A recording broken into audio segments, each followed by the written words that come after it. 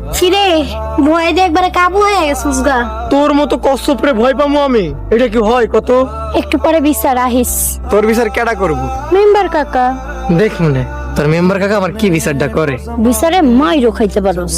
সামনে থেকে যা, মন মেজাজ খুব খারাপ আছে কিন্তু। ভালো লেগে কইতাছি তো, ভাল লাগতাছে না না? আমি তো এত ভালো কথা বলি নাই তোমারে।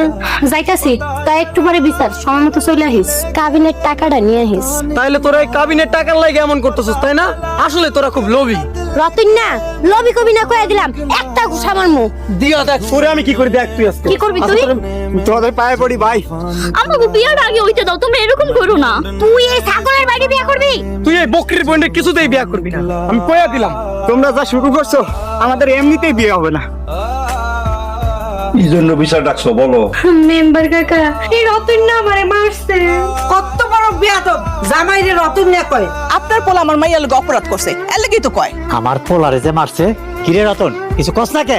মেম্বার সাহেব কি আর কইতাম লজ্জার কথা। বাসর ঘরে আমার খাটে আমারে শুইতে দেয় নাই, ছাগলের বাচ্চা বইলে আমার বাইর করে দিছে বাসর ঘর থেকে। আর তুই যে আমারে বকরি কইছস, গাই গরু কই আমারে মারছস।